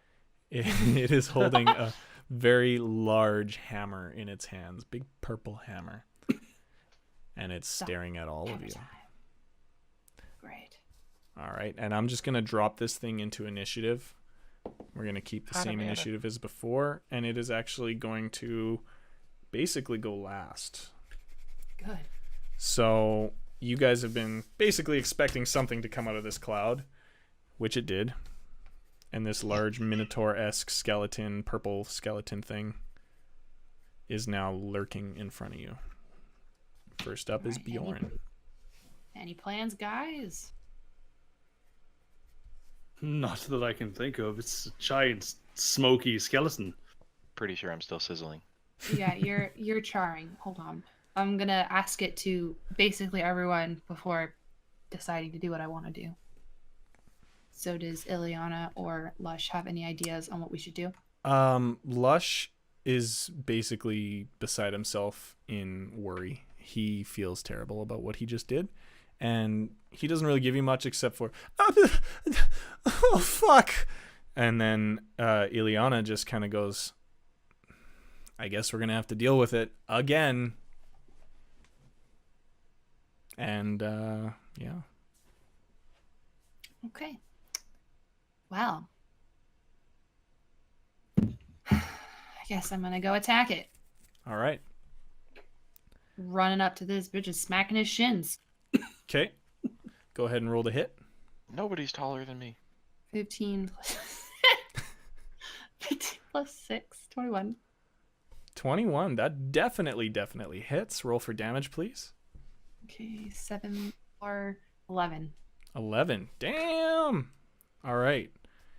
You take a swing at this thing's shins, and you connect solidly with, I'm assuming its left shin since it's facing you. And you almost feel a crack as you see a small splintering come off the side of its leg in purple, and a tiny little wisp of purple goes up into the sky. And this thing just kind of like lurches down a bit, grabs its leg in reflex, and just rights itself again. It's pretty fricked up in the leg, we'll say. Nice. Yeah. Good hit. Are you going to want to move again? I'm going to say you used about 15 feet to move towards this thing, so you still have, I believe, 15 feet of movement. Okay, I'm going to snap back. To reality. There goes gravity. There goes gravity. Mom spaghetti. Never forgetty. I'm gonna go back and I'm gonna scream, someone else hit it now. Someone else. All right. So you retreat back to your spot in your group, and your voice kind of rouses Tim a little bit, and he just kind of Melendrach-Tim, and then he passes out again. Next up is Lush, who is still pretty beside himself, but your words of encouragement have helped him out a little bit. He's just gonna kind of rush forward with a little bit of a weak, I guess, cry, and he swings his staff at the other leg of this thing, and he cried. does 8 damage to it. Hot damn! Oh, yay! He doesn't stop completely. But he does not have the courage to retreat because he hits this thing, and as he looks up, he is just petrified, and he is not able to retreat in time, and this thing is actually going to make an opportunity attack against him. It is going to swing its hammer straight down. Oh god, it's gonna smite him. And it very much hits. Smites him so hard. For it looks like 2d12 damage. Oh, poor Lush. She's going to turn into the smoke of a bath bomb. Oh my god. Because he's Lush. Have we started the Yeah. death count? Ah! We need the death tally. That was awful. All you see is this hammer come down rapidly, and the last you see of Lush is just a spattering of torso and limbs and arms as he is completely pulverized into the ground with a and Probably no spare the dime for that. it is probably the most disgusting noise you have ever heard. And you just see bits of arm and leg and twig sticking out from a pile of gore as Lush is now mush in front of this giant skeleton-esque minotaur. The strangest thing happens, though. As he dies, he just kind of turns into purple mist and filters away up into the cloud. All right, no plan. Don't die. All right, next up, it's Ileana, who is like, oh, fuck, that was really bad. And that's basically all she says as she kind of makes a leaping attack at this thing, while it still has its hammer down on the pile of gore that used to be Lush. It's a funny image. Yeah, she's going to swing her hammer basically down hard upon its head. What was her attack? And she does hit. And she's going to hit for 7 damage. Her axe comes down really hard on one of its horns, cracking it in the process. The horn falls to the ground, turns into the mist, and floats up into the sky. Nice. All right. Next up is Tarvok. Can I quickly... Is anything out of the ordinary in regards to this gigantic monstrosity in front of us? Not really. Just a big pile of mush, a bunch of dirt in a circle, some rocky wall on your left side, and a rocky cliff on your right from the way you're facing. So if you're in the circle, you're on the left side of the circle with the main group, and you're looking off to the right side of the circle. Well, I'm just going to fire an arrow into its eye. Okay. Aim to hit. Or roll to hit. Aim well. 23. Damn, son. What is with these rolls? Okay. Yeah, you definitely hit. Roll me some damage there, homie. 7. 7. Beautiful. Your arrow actually rattles around inside this skull of this big-ass minotaur. Nice. And it reels back Get her. in pain. It doesn't feel anger from what you can tell, but it is definitely in pain. And it reels backwards. And you just see like the little feathers just barely sticking out of the hole in the skull. Next up, it is its turn. It's going to take a big swipe across at Ileana.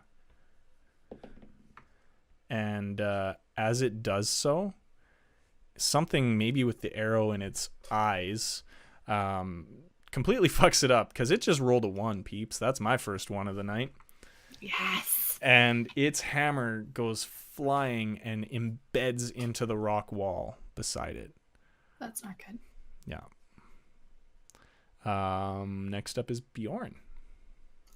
Well, here I go attacking again. Here I go killing again. All right. Let's do it. 16 plus 6. 22. 22. Yeah. And that would do. You know that hits. I know. I just wanted you to say it. And Okay. I hit 6 plus 4. 6 plus 4? All right. You did go a little choppy on me there, but I think I heard 6 plus 4. Yeah, it's 10. Beauty.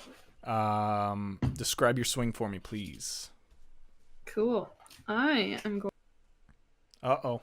to hit him on his other shin. Okay. You do so, and a similar but more enhanced effect happens from the first swing you took. You see a larger chunk of purple come out of this bone on this skeleton's leg, and it's like about the size of your arm actually, and it just kind of floats up into the sky as well. Do you want to move at all? I'm going to move to where I'm just behind Ileana, so that way she can run and have an attack. Okay. Beauty. All right, so I'm going to say you're about 8 to 10 feet away now. Okay. Is anybody else getting hitches right now? Yeah, I'm getting some stream stutter. But A little that's bit. okay. But I That is mean, I've okay. had technical issues all evening. Yes, this is true. We will work on these for the next shows.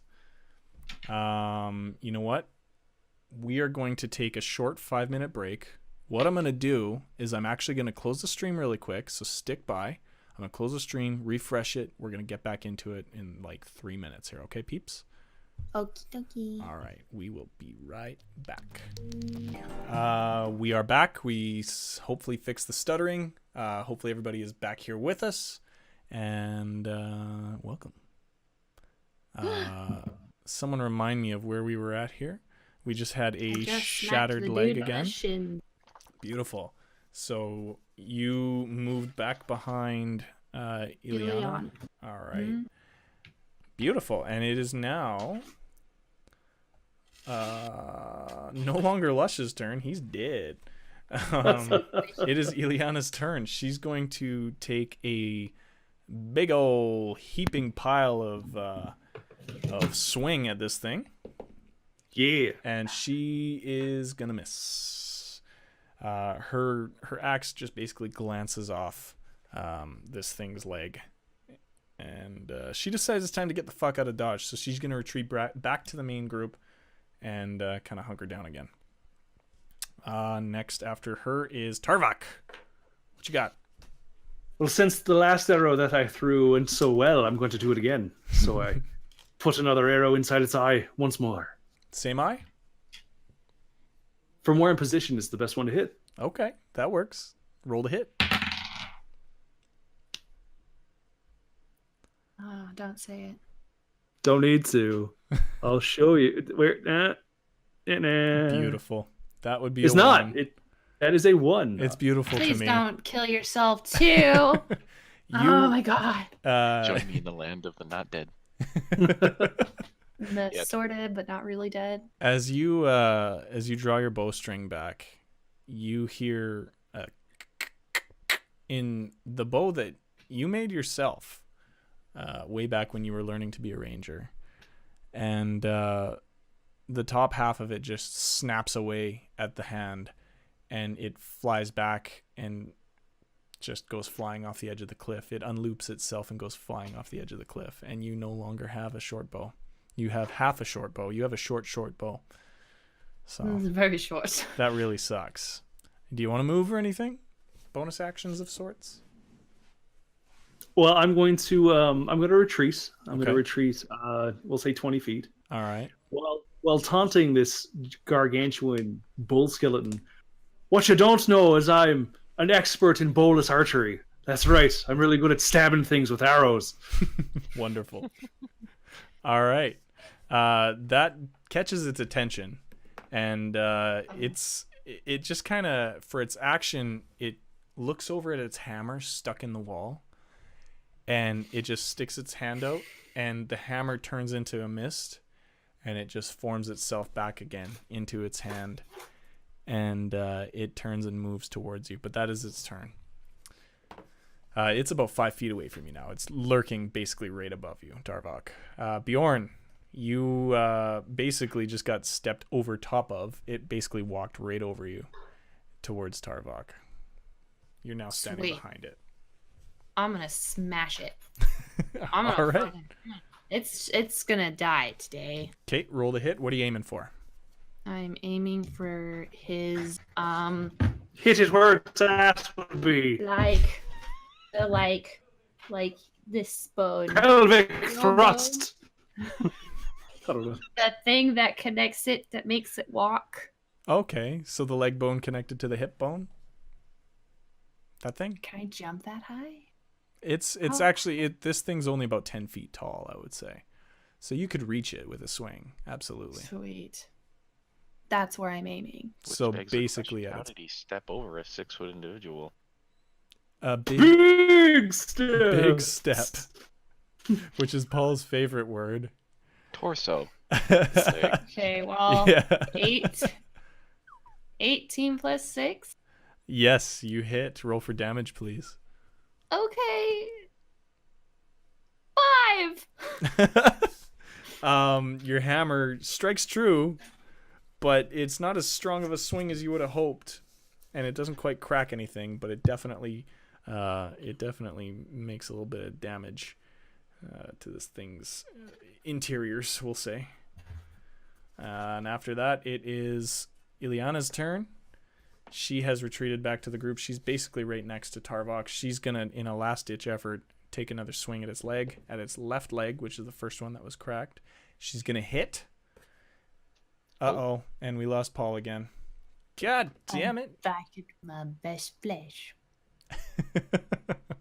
Meh. Beautiful. All right. And she's going to hit for 8 damage on this Minotaur. And while we leave it at that, we're going to take another short break while Paul figures his shit out.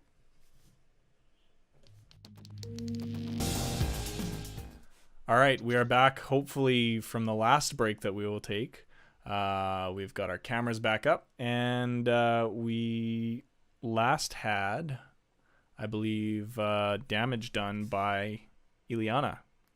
Is that correct? Mm-hmm. All right. Yeah. So that means next up is Tarvok. All right, so knowing that this thing already has a splintered leg, so it's already cracked open. Yeah. And I have no bow anymore. I'm going to improvise my arrow and go bowless archery and just stab him as hard as I can. Okay. Go ahead and do you not have any other weapons? I've got a short sword, I think, but this is more fun. Oh, okay. Sure, roll the hit. 17. All right. Yes, we will say that definitely hits. Roll me some damage. I believe what we did last time was 1d6. Hit him for 5. Beauty. All right. You hit this thing in the leg, and its leg cracks right off at that weak point. Bowless And- archery seems pretty cool. Bowless archery. Teach me. says And- the man unconscious. Teach me. And it's Try like saying teach me with no lips, because they're burnt off. He's putting his Teach me. chapstick on. Okay. He'll have lips eventually if he piles it up thick enough.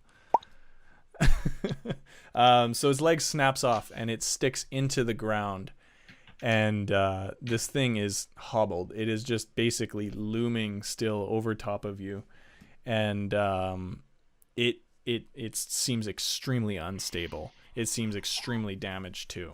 After Tarvok, it is gonna take its turn, and it's gonna try and take a wild swing at you. What's your armor class? 14. It definitely does hit. It takes a big arcing angled swing at you, and it is going to do a lot of damage, I believe. Hopefully not a lot, but we'll see. Don't worry, I can spare you. Once. It's going to do 18 damage to you. I'm out. And I as have it spare the dying. It's a cantrip, so I can use it however many times I want. as it comes down on you, it basically turns you into another lush mush. Tarvok, you get pounded into the ground, right chest wise, and there, as it pulls its hammer away from you, there's basically a hole, like a flat spot where your chest used to be, and you are on the ground, flattened. Yeah, it was more than that. It was more of a pop. Oh, well, I can't spare that guy. Bjorn, it is now your turn.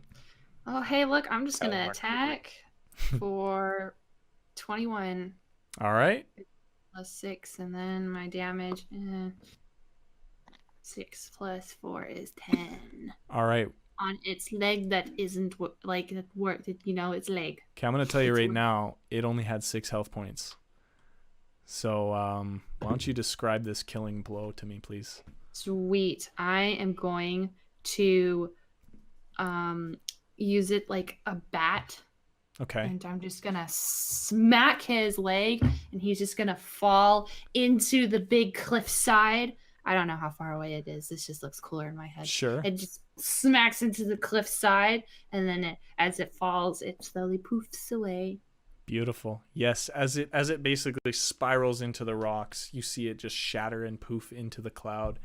And as that happens, Tarvok's body also turns into a big poof of purple. Tarvok, you don't remember any of this. You don't see anything but purple. Bonus archery! You go floating up into this cloud as well. And as you float up into this cloud, you kind of... you can kind of see everything below still. It's like an out-of-body experience. Oh, wow. And you can just hear these little bits of chatter here and there, vaguely, as if there's voices in another room. You can't make out what they're saying, but you hear just, oh, they oh my god. Okay, moving on. I suppose we'll finish up now.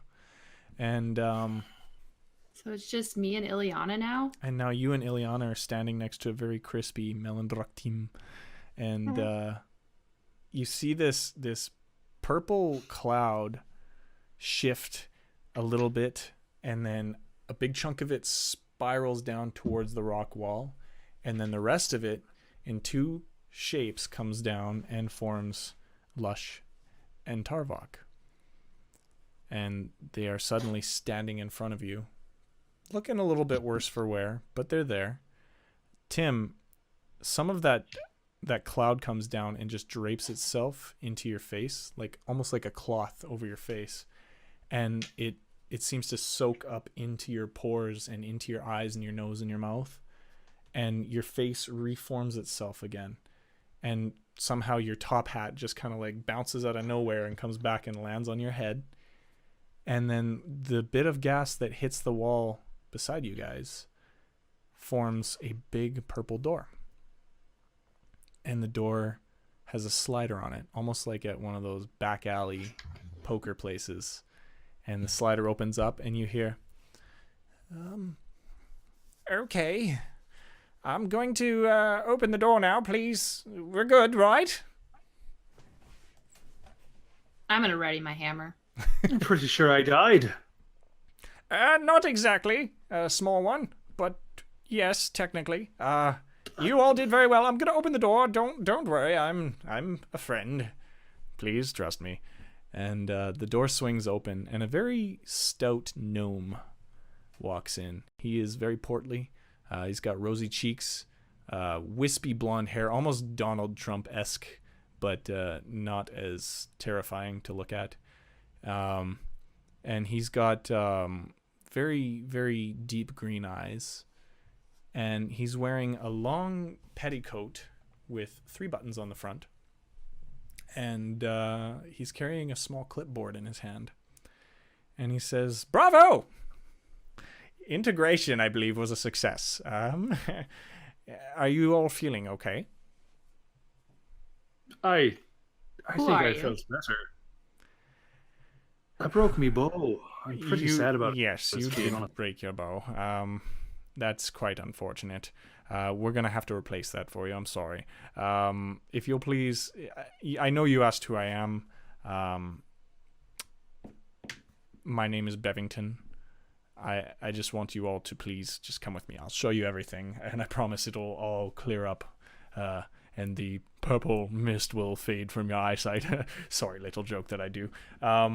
So please, follow me. I promise there are no more tricks or traps. I really do promise. Bevington, huh? Bevington, yes, quite. Name's Tim. It is a pleasure to meet you, Tim. Yes, we know all about all of you. So, You seem to be a man of my stature. is that a short joke? I am a gnome, if you can't tell. Clothes-wise. Ah, yes. We do have a resident tailor, so in the department. So I will show you that. Away, But yes, thank you. Follow me. And Ileana and Lush. Lush is just still dumbfounded. He's, is this heaven? And he starts like touching at Ileana's face, and she just Can I smack him? backhands. You both just backhand him, and he just starts to sob silently in his hand as he follows behind you. I take it you're all going through this door? No, we're gonna stay behind. All right. Have fun on the cliff for the rest of your miserable life. All right, I'm gonna follow right behind him with my hammer ready in case he tries to do something funny, and then I'm gonna hit him. Instead of whack-a-mole, it's whack-a-gnome. Mm-hmm.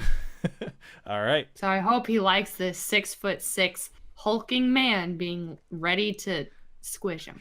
So you guys follow this portly little gnome. Bjorn is just like towering, like literally like 4 of this guy above him.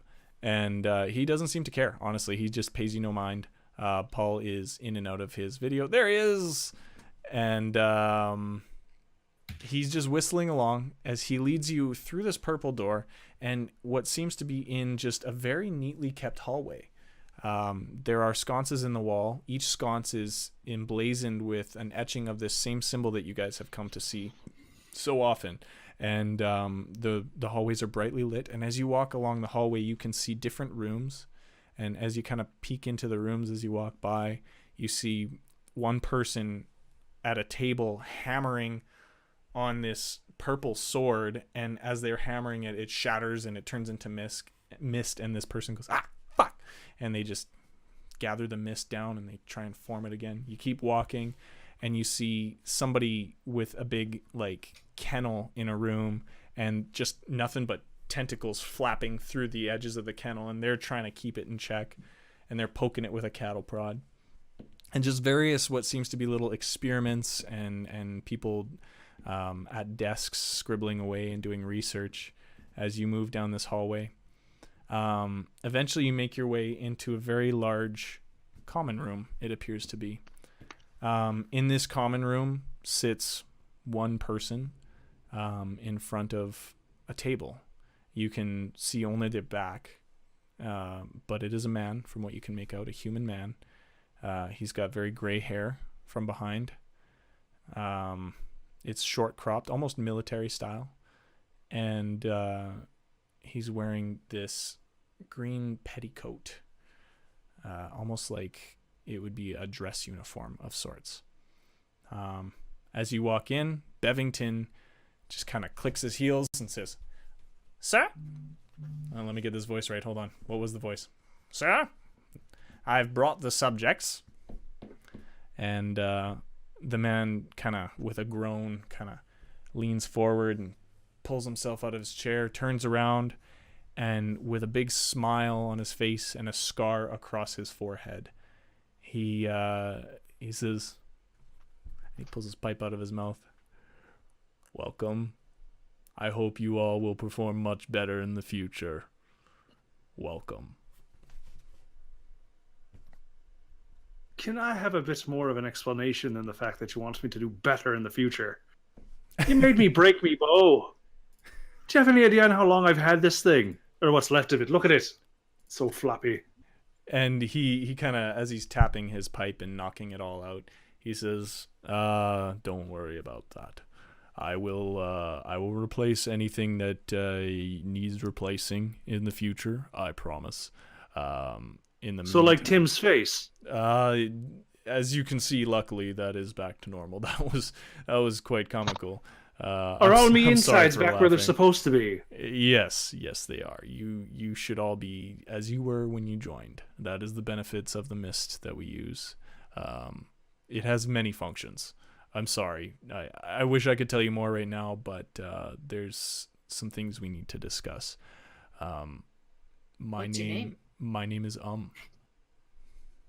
My name is Glory Arrow, and I know it's a strange name, but I say a lot, and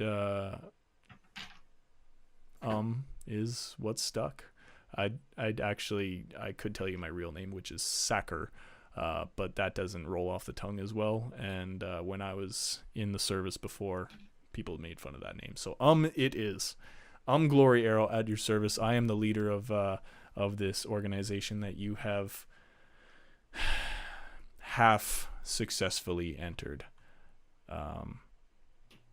Unfortunately, I can't say that you guys are welcome yet, but if you are interested, you can definitely try one more time to join. It won't be this. It will be out in the real world, I promise you. That purple door you came through is our simulation. It is where we test all of our initiates. And integration was a success for a couple of you. And he looks over at Ileana and Bjorn. And he looks at the other three of you and he says, and for the other three, well, let's just say you still have some proving to do, if you're up to it.